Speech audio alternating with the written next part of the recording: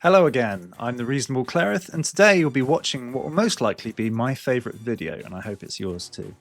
In our last ep, we explored the optics of Aerith and Cloud, how the residents of Final Fantasy VII seem to collectively nod and say, ah yes, these two are a thing, which really is a kick in the old materia sack for anyone trying to say they present as a brother-sister dynamic, which really gets on my nerves. It really gets on my nerves.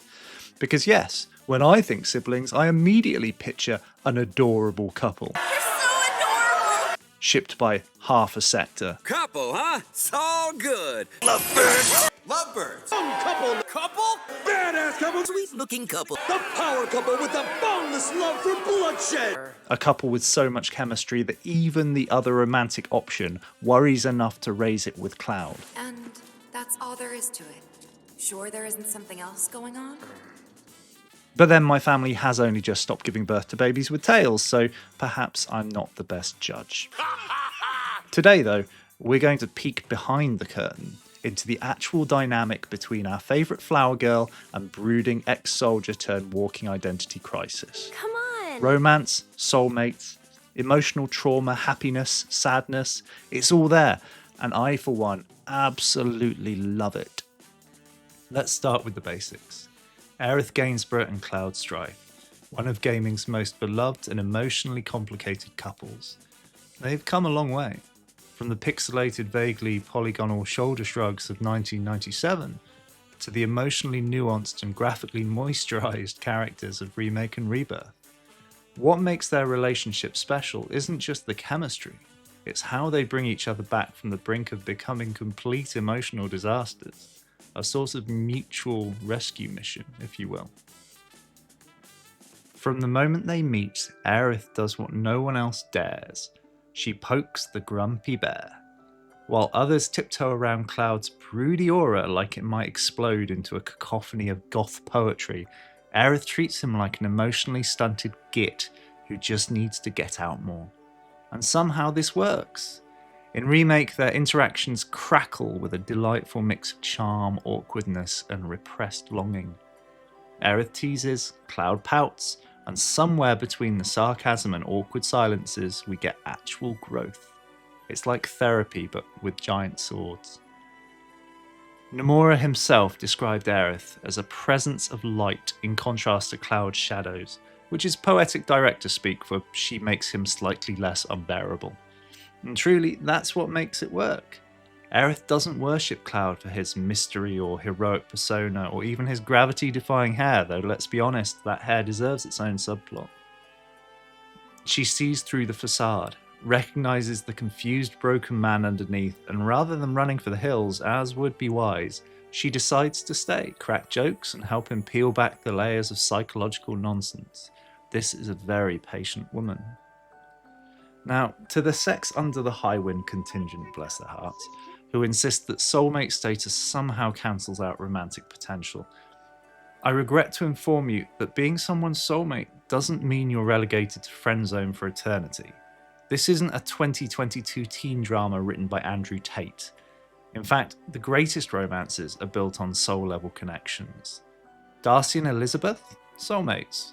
Geralt and Yennefer? Also soulmates, but with added magical dysfunction and a rather confusing unicorn. Hazel Grace and Augustus? Devastating, yes, but still soulmates. It's a fundamental part of a beautiful and most importantly, long-lasting relationship. Aerith, ever the cosmic plant whisperer, carries the weight of the planet. Cloud, poor lad, carries roughly 7 people's worth of trauma and a sword the size of a surfboard. But somehow, together, they find clarity. And in Rebirth, that gold saucer scene, that's less date and more emotional exorcism. Subtle, meaningful, devastatingly tender. No flashy declarations, just soft glances and the aching possibility that for a moment, just a moment, they're not broken. It's romance by way of the Japanese or British middle class. No eye contact, several layers of subtext, heavily suppressed longing, and all probably followed by polite conversation about the weather. It's not how mainstream US romantic narrative tends to work, where characters seal the deal and high five, but that's exactly why it's so refreshing. Which brings me on to my next point and the particularly elephanty elephant in the room. In a world of physicality, sexuality, and my internet history, Aerith is a beautifully innocent breath of fresh air. She and Cloud are a couple who struggle to deal with even the potential of sexualized contact. It's not about kisses or debatable incidents under the high wind or even trips to the Italian Senate.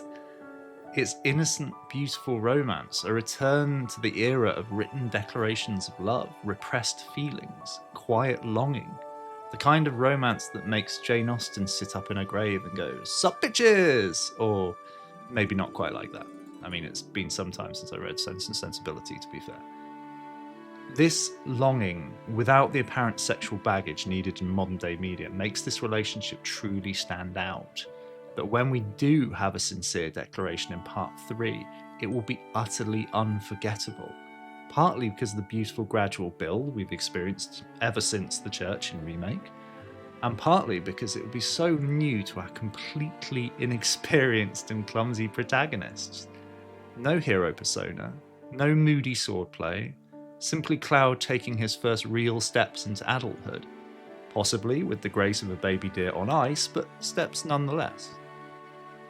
But one of the things we can't do as a player is shake that feeling of finity, that every moment with Aerith is precious. This heightens every glance, every photo, every date. We absorb every interaction precisely because we don't know if they will ever be repeated. And so we come to the heart of it. The love between Aerith and Cloud isn't about happy endings. It's a story full of bittersweet flavour, like a chocolate with a wonderful fondant filling but an ever so faint aftertaste of hydrogen peroxide. Yet somehow, it's all still perfect in its imperfection. It's about beauty in the ephemeral, love that lingers like a perfume or a pigeon! Will fate win? Will tragedy triumph? Possibly. But does that make their love any less real? Not at all. It makes it unforgettable. But whether we're given that everlasting reunion in part 3 or not, one thing's for sure. We will see a resolution scene unlike any committed to video game.